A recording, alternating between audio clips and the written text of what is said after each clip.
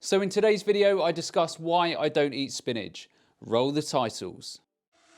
For the record, I'm done trying to make y'all comfortable. For the record, you ain't trying to grow, then it's done for you. Hey everyone, welcome back to the channel. As always, just a quick reminder that I'm now offering the SIBO, organic acid, stool tests and consult via my website.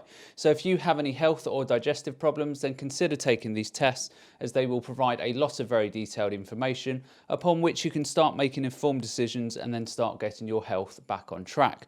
And on that bombshell, to the video. So before I discuss why I don't eat spinach, I first need to run you through the basics and different types of oxalates so you have a much better understanding. So oxalates are natural metabolic end products of glycine, serine and other amino acids, and also ascorbic acid, and they are predominantly found in plants. As humans, we're exposed to oxalates from three main sources, so from the food we eat, from different yeast species found in our digestive tract, and also from metabolic processes that occur in the liver. There is also mounting evidence to suggest that oxalates are produced in the body when it is subjected to high amounts of oxidative stress. Now in our bodies, glycooxalate is the parent compound that can be converted into three metabolites: glyceric, glycolic and also oxalic acid. And if you have done a good organic acids test, you will see these metabolites on your test. So as I said earlier, humans are exposed to oxalates from three main sources: our foods, yeast in the body, and also through metabolic processes that occur in the liver.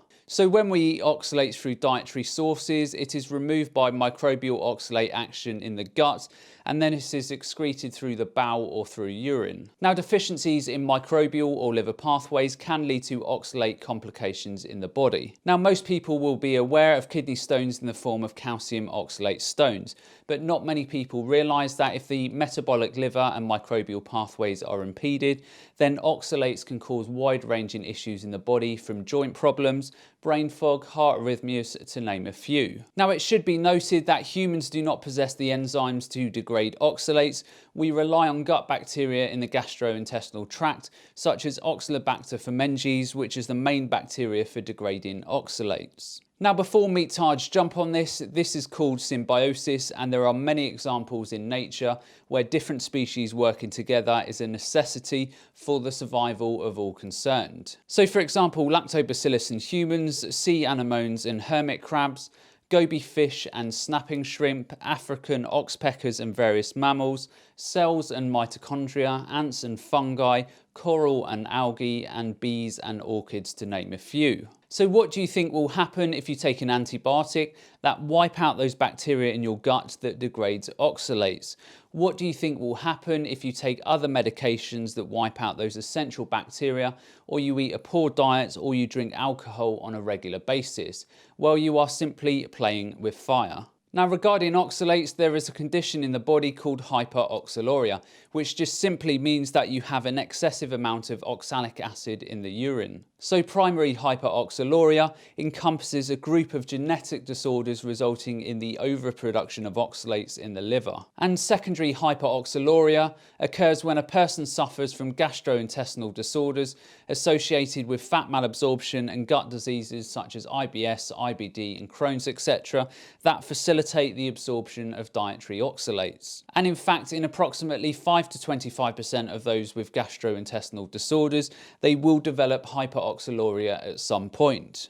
And this isn't just a problem for vegans who only eat plants, or omnivores who eat plants and animal products. If you were fully carnivore, then yes, you may avoid the dietary oxalate sources, but then you could still run into oxalate issues if you have yeast accumulations in the gut, or if you have hyperoxaluria, where you are producing excessive amounts of oxalates in the liver because of genetic mutations. Now absolutely, if you eat a high oxalate diet, then you could be at an increased risk of oxalate issues. But that risk is only a true risk when you have wiped out your gut bacteria through antibiotic use, you have excessive amounts of yeast in your gut, or you have hyperoxaluria. Now, if these are not issues for you, then you will unlikely ever run into oxalate issues unless you are consuming a diet that is ridiculously high in oxalates, or the wrong type of oxalates, because not all oxalates are the same. So there are two main types of dietary oxalates, soluble and insoluble. So insoluble oxalate is bound to another molecule such as calcium, and that makes it much harder for the body to absorb, and soluble oxalates are not attached to other molecules and can often be very easily absorbed. So the thing to bear in mind here, despite what the meatards will say, the total load of soluble oxalates you consume is much more important than your total oxalate intake. So if you consume high amounts of the type of oxalates that are easily absorbed into your body, well then you may run into problems. But again, only if your gut diversity is poor or you also have high amounts of yeast in the gut. So back to my main point of the video on why I don't consume spinach. So spinach is a fairly unique food in terms of oxalate levels. So while online you might read that many different fruits and vegetables contain high amounts of oxalates, they are high in their total oxalate content.